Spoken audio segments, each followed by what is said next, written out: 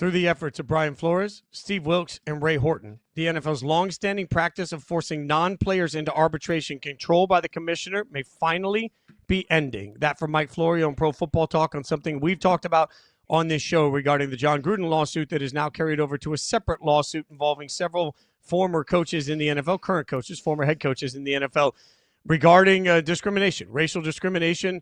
And Brian Flores' 2022 lawsuit against the NFL accuses them of systemic and chronic racial discrimination made in a landmark attack against the league. And this is the important part of it, Caroline, is that now what we've had yet again for the second time in a major court case, we've had the courts decide that any system where the person that dictated the rules, Roger Goodell, is also the arbitrator of the final decision, Roger Goodell, would be so incredibly unfair that it cannot be done. So now we are one step closer to the NFL being forced to air every ounce of their dirty laundry in a public court. This is what the NFL has been desperately trying to avoid, and it's the sort of thing that I believe could change the way we see the league for a long time when you have huge names being put under oath on the stand to talk about some of the dirty laundry that exists in this league.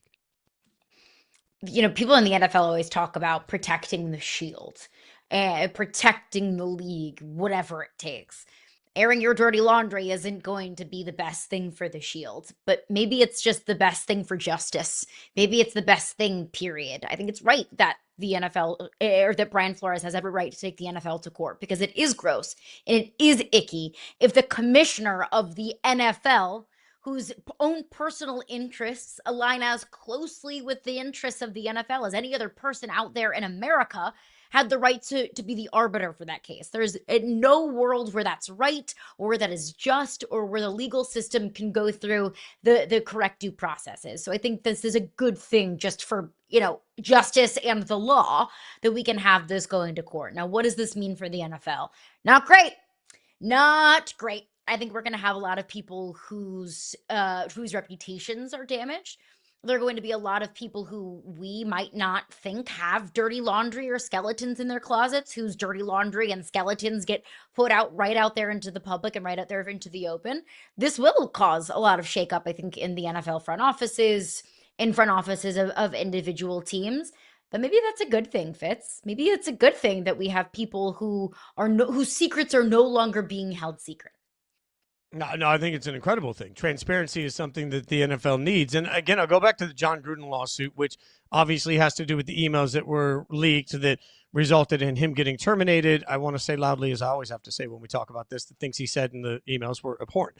But he is suing the league. And one thing that we've asked before on the show is, how much do you have to offer somebody that's made over $100 million reportedly in his career for his reputation, right? The NFL has tried to settle that out of court multiple times. But the most interesting nugget to that came a couple of weeks ago when we found out that the filing for Gruden plans to summon to the stand in public court Roger Goodell, Washington former Commanders owner Dan Snyder, Mark Davis, Jerry Jones, Robert Kraft, DeMaurice Smith, that used to run the NFL Players Association, also mentioned. He also is calling designees of the Giants, Seahawks, Jets, Dolphins. We're talking about open court where everything that's ever been said by any owner could be put on display. The NFL tries to keep these things in arbitration because what they're really trying to do is enforce essentially non-disclosure agreements, keeping their business behind closed doors so that nobody finds out what's going on.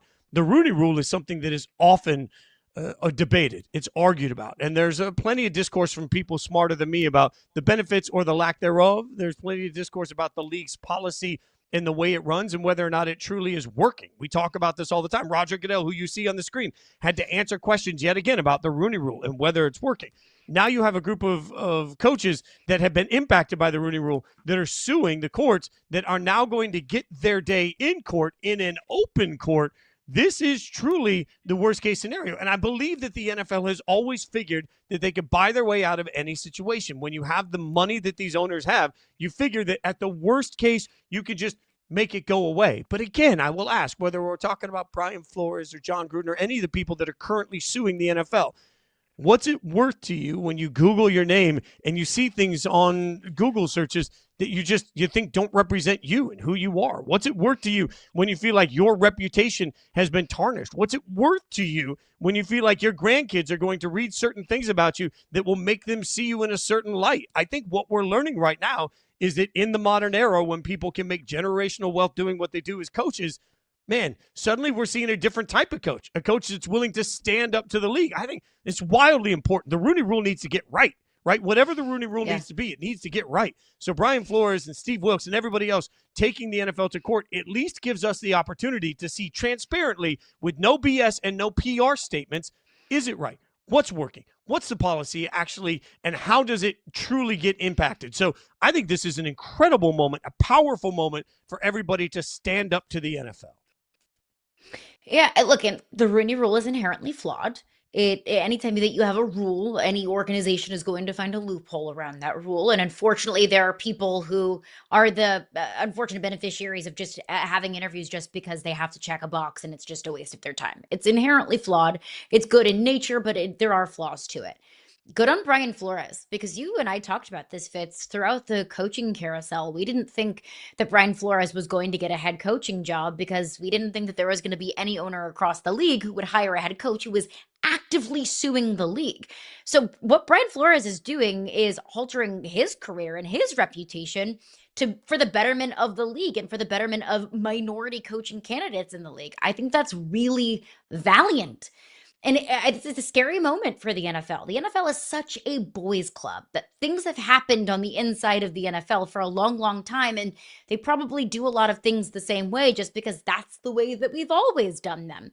I've always said if we've done everything the same way that we've always done them, then this world would be a very different and very scary looking place.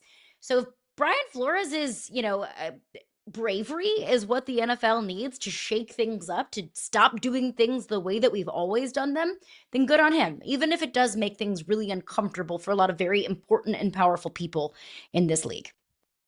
There's also the possibility that the NFL believes it's done absolutely nothing wrong in all of these lawsuits. True. And if that's the case, if you've done nothing wrong, then transparency shouldn't fear you.